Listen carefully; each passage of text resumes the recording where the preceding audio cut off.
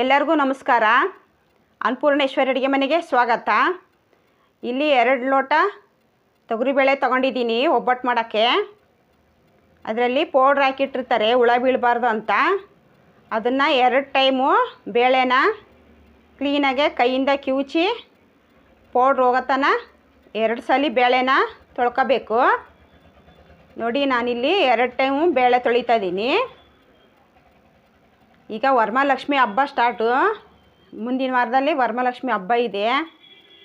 ಹಬ್ಬಕ್ಕೆ ಹೋಳಿಗೆ ಮಾಡ್ಕೊಳ್ಳೋದು ಹೇಗೆ ಅಂತ ಹೊಸೊಬ್ರಿಗೆ ನೋಡ್ಕೊಳ್ಳಿ ಅಂತ ತೋರಿಸ್ತಾ ಇದ್ದೀನಿ.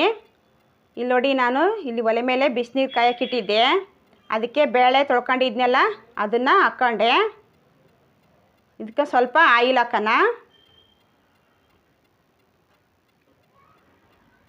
ಇದು ಬೇಯೋಕ್ಕೆ ಬಿಟ್ಟು ಹಿಟ್ಟು ಕಲಿಸ್ಕೊಳ್ಳೋಣ ಹೋಳಿಗೆ. ಇಲ್ಲಿ ನೋಡಿ, ನಾನು ಜರಡಿ ಮಾಡ್ಕೊತ ಇದ್ದೀನಿ. ಸ್ವಲ್ಪ ಅರಿಶಿನ ಪುಡಿ ಹಾಕಿದ್ದೀನಿ. ಒಂದು 1/4 kg ಹಿಟ್ಟು ತಗೊಂಡಿದ್ದೀನಿ. ನಿಮ್ಗೆ ಎಷ್ಟು ಬೇಕೋ ಅಷ್ಟು ಹಿಟ್ಟು ಕಲಿಸ್ಕೋಬೋದು. ಇಲ್ಲಿ ಉಪ್ಪು ಅರಿಶಿನ ಸೇರಿಸಿ ಒಂದ್ಸಲಿ ಕೈಯಿಂದ ಎಲ್ಲ ಮಿಕ್ಸ್ ಮಾಡ್ತಾಯಿದ್ದೀನಿ. ಸ್ವಲ್ಪ ಆಯಿಲ್ ಹಾಕ್ಕೊಳ್ಳೋಣ. ಒಂದು 2 ಸ್ಪೂನು ಆಯಿಲ್ ಹಾಕ್ಕೊಳ್ಳೋಣ.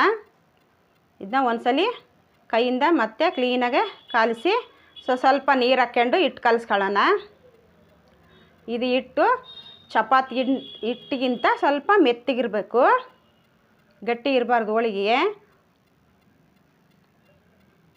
ನೋಡಿ, ನಾನು ಕಲಿಸಿದ್ದೀನಿ. ಇದನ್ನು ಚೆನ್ನಾಗೆ ನಾದಿ ಇಟ್ಟರೆ ಹೋಳಿಗೆ ಚೆನ್ನಾಗಿ ಬರ್ತವೆ. ಇದು 1 ಗಂಟೆ ಹಿಟ್ಟು ನೆನಿಬೇಕು. ಇದನ್ನ ಮುಚ್ಚಿಡೋಣ. ಇಲ್ಲಿ ನೋಡಿ, ನಾನು ಬೇಳೆನ ಬೇಯಕ್ಕೆ ಹಾಕಿದ್ನೆಲ್ಲ ಅದನ್ನು ಒಂದು ಜಲ್ಡಿಯಲ್ಲಿ, ಕೋಸಂಬರಿ ಜಲ್ಡಿ ಅಂತೀವಲ್ಲ ಅದರಲ್ಲಿ ನಾನು ಸೋಸ್ಕೊಂಡೆ, ಕಟ್ಟು ತಗೊಂಡೆ. ಇಲ್ಲಿ 1.5 ಕಪ್ಪು ಬೆಲ್ಲ ಹಾಕ್ಕೊಂತಿದ್ದೀನಿ. ಬೇಳೆಗೆ 2 ಲೋಟ ಬೇಳೆಗೆ 1.5 ಲೋಟ ಬೆಲ್ಲ ಹಾಕಿದ್ದೀನಿ. 2 ಲೋಟಕ್ಕೆ 2 ಲೋಟ ಹಾಕಿದರೆ ತುಂಬ ಸಿಹಿ ಆಗುತ್ತೆ. ಹಾಗಾಗಿ ನಾನು 1.5 ಕಪ್ಪು ಬೆಲ್ಲ ಹಾಕಿದ್ದೀನಿ 2 ಲೋಟ ಬೇಳೆಗೆ.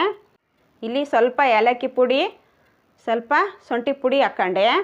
ಇದನ್ನ ಒಂದ್ಸಲ ಎಲ್ಲ ಕೈಯಾಡಿ ಕ್ಲೀನಾಗೆ ಕುದಿಯಕ್ಕೆ ಬಿಡೋಣ. ಇಲ್ಲಿ ನೋಡಿ, ನಾನು ಗ್ರೈಂಡರ್ಗೆ ಹಾಕ್ಕೊಂತ ಇದ್ದೀನಿ. ಬೇಳೆನ ಒಂದೇ ಸಲ ಹಾಕ್ಬಾರ್ದು, ಸ್ವಲ್ಪ ಹಾಕ್ಕೊಂತ. ಇದು ಒಂದು ಅರ್ಧ kg, ಒಂದ್ಸಲ ಅರ್ಧ kg ಮಿನಿಮಮ್ ಅಷ್ಟು ಹಿಡಿಯೋದು. ಜಾಸ್ತಿ ಹಾಕಿದರೆ ಸಣ್ಣಕ್ಕಾಗಲ್ಲ. ನೋಡಿ, ನಾನು ಸ್ವಲ್ಪ ಹಾಕ್ಕೊಂಡು ಬೇಳೆನ ರುಬ್ಕೊತೀನಿ. ನೋಡಿ, ಆಯ್ತಿದು ತಗೊಳ್ಳೋಣ. ನೋಡಿ, ಈ ಥರ ಮಾಡಿಟ್ಕೊಂಡ್ರೆ ಬೇಗ ಹೋಳಿಗೆ ತಟ್ಕೋಬೋದು. ನಾನು ಒಂದು 5-6 ಉಂಡೆನ ಈ ಥರ ಹೂರಣ ತುಂಬಿ ರೆಡಿ ಮಾಡಿ ಇಟ್ಕೊತೀನಿ. ಈ ಥರ ಮಾಡಿಟ್ಕೊಂಡ್ರೆ ಬೇಗ ಹೋಳಿಗೆ ತಟ್ಕೋಬೋದು.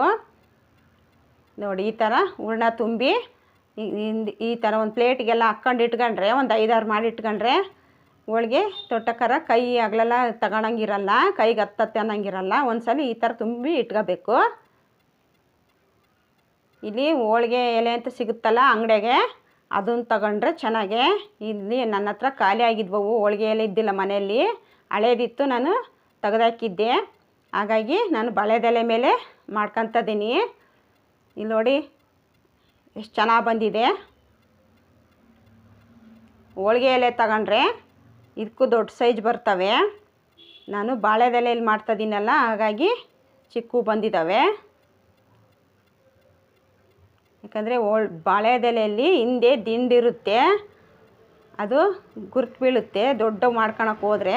ಹಾಗಾಗಿ ನಾನು ಮೀಡಿಯಮ್ ಮಾಡ್ಕೊತಿದ್ದೀನಿ. ನೋಡಿ, ಇಲ್ಲಿ ಆದ್ರೂ ಚೆನ್ನಾಗೇ ಬಂದಿದ್ದಾವೆ ನೋಡಿ ಬಾಳೆ ಎಲೆಯಲ್ಲಿ.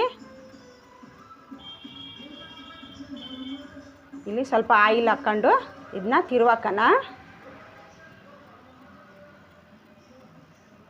ತುಂಬ ಮಿದುವಾಗಿ ತುಂಬ ಚೆನ್ನಾಗಿ ಬಂದಿದ್ದಾವೆ. ವರಮಹಾಲಕ್ಷ್ಮಿ ಹಬ್ಬಕ್ಕೆ ಹೋಳಿಗೆ ಮಾಡ್ಕೊಳ್ಳೋರು ಈ ಥರ ಈಸಿಯಾಗಿ ಮಾಡ್ಕೋಬೋದು. ನೋಡಿ, ತುಂಬ ಚೆನ್ನಾಗಿ ಬಂದಿದ್ದಾವೆ, ಎಷ್ಟು ಹೂವು ಬಂದಂಗೆ ಬಂದಿದ್ದಾವೆ ನೋಡಿ. ಅದು ಸಾಕು, ಬನ್ನಿ ಊಟ ಮಾಡೋಣ.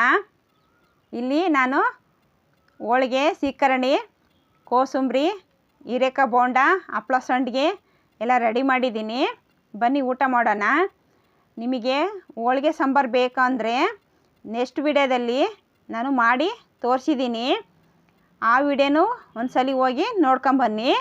ನೋಡಿ ಹೋಳಿಗೆ ತುಂಬ ಚೆನ್ನಾಗಿ ಬಂದಿದೆ. ನಾನು ಹೇಳಿದ ರೀತಿ ಮಾಡಿ ತುಂಬ ಚೆನ್ನಾಗಿ ಬರುತ್ತೆ. ಹೊಸಬ್ರು ಯಾರೆಲ್ಲ ನನ್ನ ಚಾನಲ್ ನೋಡ್ತಾಯಿದ್ದೀರಾ ಸಬ್ಸ್ಕ್ರೈಬ್ ಮಾಡ್ಕೊಂಡು ನೋಡಿ, ಬೆಲ್ಲೈಕನ್ ಪ್ರೆಸ್ ಮಾಡಿ, ಆಲ್ ಅಂತ ಆಪ್ಷನ್ ಬರುತ್ತೆ ಅದನ್ನು ಪ್ರೆಸ್ ಮಾಡಿ. ನೆಕ್ಸ್ಟ್ ನೋಟಿಫಿಕೇಷನ್ ಫಸ್ಟು ನಿಮಗೆ ಬರುತ್ತೆ. ಹಾಗೆ ಇಷ್ಟೊತ್ತನ ನನ್ನ ವಿಡಿಯೋ ನೋಡಿದ ಎಲ್ಲರಿಗೂ ಧನ್ಯವಾದ. ಹಾಗೆ ಹೋಗಿ ಬರೋಣವಾ, ನೆಕ್ಸ್ಟ್ ವಿಡಿಯೋದಲ್ಲಿ ಸಿಗೋಣ. ಬಾಯ್.